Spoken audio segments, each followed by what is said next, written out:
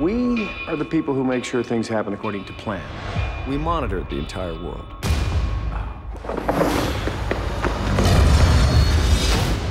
If you happened to watch Inception last summer and thought to yourself, that made absolutely no sense, then do yourself a favor and watch The Adjustment Bureau, starring Matt Damon and Emily Blunt. The Adjustment Bureau is a film about higher powers ultimately controlling your destiny. David Norris is a politician in New York who happens to bump into a professional dancer, Elise. They quickly fall for each other, but their hopes for love are not quite what the higher powers have in mind for them. These mysterious people do everything they can to make sure David and Elise stay apart forever. Before watching this film, I wasn't quite sure what to expect. However, it was more than what I hoped for. Yes, there's action, and yes, there's a love story.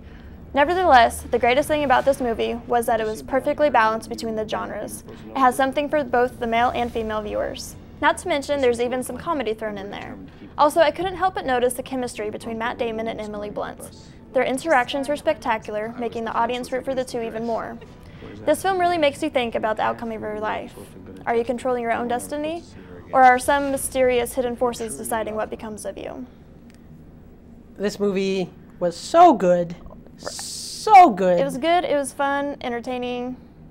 There's action. Yeah, it had everything. Comedy, romance. You know what the best part was? Is like you had mentioned Inception, right? Right. And like when you first saw the trailer for this movie, it was like what, April, and they were like coming out this summer, and then Inception came out. Mm-hmm. So they pushed it back, and then they pushed it back, and now it's coming out March 3rd. Right, which I'm glad they did, because I'm hoping now that the Adjustment Bureau has more its own space. Right, it has its own feel to it. Everybody has maybe forgotten Mm-hmm. Inception, so they can try and differentiate between the two. Yeah, and that's good, because I'll tell you what, with Inception, like that entire movie seemed to be, it's too smart for you. You have to watch it 3 times. You're not going to understand it. There's no way you're going to get it the first time. What about that ending? How that ending, was it a dream within a dream within a dream? And you're like, shut up. Mm-hmm. What does that have to do with anything? That isn't entertaining. I don't want to take a physics exam after a movie. You know, and it was certainly a good movie. It was fantastically directed. You know, that zero-G scene was great. Mm-hmm. But like sometimes, I don't know, I just like being entertained by a movie. I like sitting down and be like, oh, that surprised me. It was simple. Like, you had to think about it, but you didn't have to think about it too much, right? Inception was just so many different layers happening. You know how in Almost Famous they're talking about the band, and then the Who, or the Doors, I think it was, and they're like, well, the Doors, you know, call themselves poets because they're a bunch of drunken idiots, and they think that makes them poets, whereas the band are a bunch of drunken idiots, thus they are poets. Here's a movie that isn't trying to be smart. It's not trying to be anything other than an entertaining movie, and as a result, you get more out of it. You know what I mean? You got a little bit about like faith in there, like who controls your destiny, and then you have the chemistry between Matt Damon and Emily Blunt, which is great, which is phenomenal. Like you watch Inception, and like everyone's too busy trying to save their daughters, and like he's busy with his wife. You never get the idea of why did they like each other in the first place.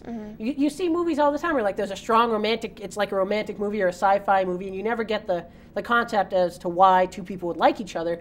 Here you see their courtship, you see them, why they would care for each other, why they decide to fight for each other. And I love how it's over like a span of like 5 years, because then you get the fact that they've been through so much together, but yet apart at the same time. Yeah, and I can't believe I'm going to say this. It's kind of realistic. It's grounded in a really real world, because like he's running for governor. What is he running for? Senate, I think it is. Senate something. Yeah, Senate. And the thing is with that is like you see him on the Daily Show, you see him dealing with politics, and you see him dealing with things like that.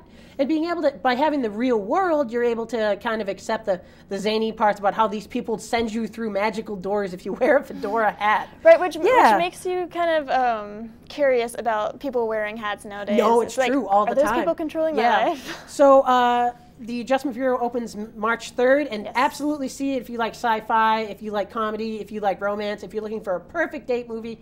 Take whoever you want to see naked there. Or not. Please don't. Well, don't see them naked in the theater. Please just wear clothes. But no, like I'm saying, if it's on a date.